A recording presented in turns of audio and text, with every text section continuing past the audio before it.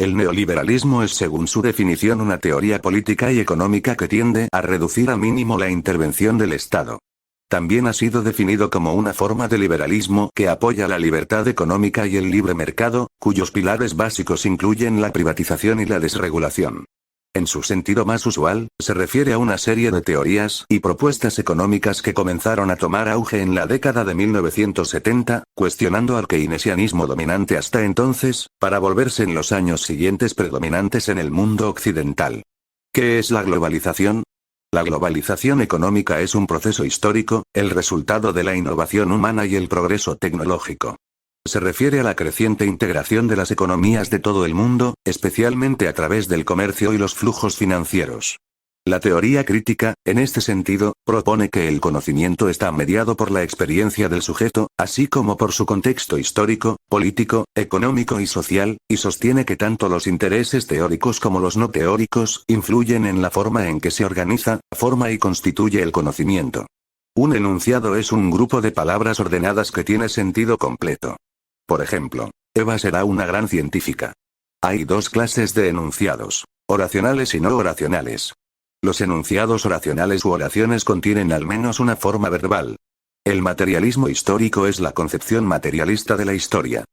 Por tanto, el materialismo histórico trata de percibir aquellos cambios histórico-culturales que se producen debido a las condiciones materiales de la vida y la propia lucha de clases que definía Marx. El vanguardismo es un conjunto de movimientos y corrientes artísticas y literarias reactivas que surgieron en los inicios del siglo XX, especialmente aquellas que se desarrollaron a partir de la Primera Guerra Mundial, 1914-1919. El vanguardismo es un conjunto de corrientes y movimientos artísticos y literarios reactivos que nacieron en una época convulsa como la Primera Guerra Mundial para protestar contra los modelos de la estética impuesta a partir del siglo XIX y contra los desastres producidos por la guerra. Como barroco se denomina un período histórico, artístico y cultural caracterizado por una gran exuberancia ornamental que se manifestó en el arte, la literatura, la música y la arquitectura abarcando los siglos XVII y XVIII. El barroco surgió en Italia extendiéndose al resto de Europa y América. Se conoce como literatura renacentista toda aquella literatura producida en el contexto del Renacimiento europeo, en un período de tiempo que abarca los siglos XV y XVI aproximadamente. Italia fue el centro cultural en que se originó el movimiento renacentista, que luego se propagaría por Europa.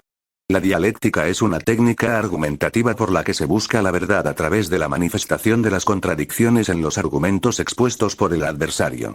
Etimológicamente la palabra proviene del griego dialécticos, y se traduce por conversación. La dialéctica hegeliana consiste en establecer una tesis, su contrario, una antítesis y su resolución en una síntesis. A cada afirmación de algo le corresponde su respectiva negación y al choque entre ambos, una solución o conclusión que posteriormente se conviene en otra tesis, y así sucesivamente. Un ejemplo muy sencillo para entender la dinámica de la dialéctica hegeliana. Tesis: todas las aves vuelan. Antítesis: existen aves que no pueden volar.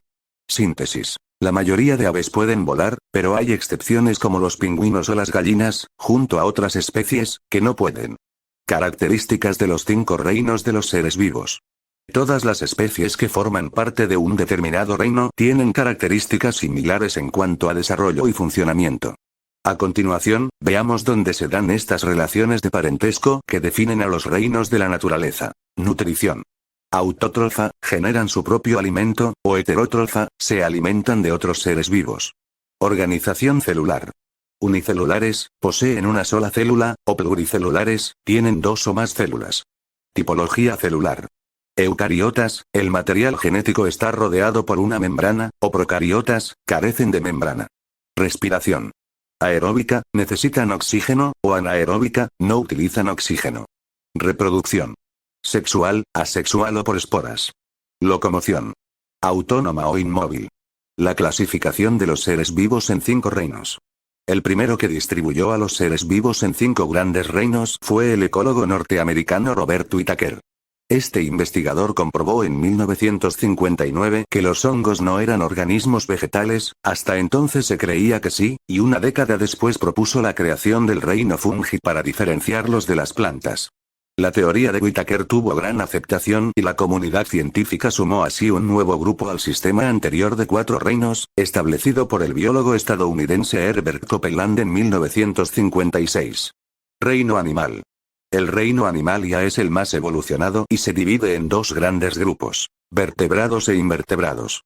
Los animales son seres pluricelulares y eucariotas de alimentación heterótrofa, respiración aeróbica, reproducción sexual y capacidad de desplazamiento. Este reino es uno de los más biodiversos y está compuesto por mamíferos, peces, aves, reptiles, anfibios, insectos, moluscos y anélidos, entre otros. Reino vegetal.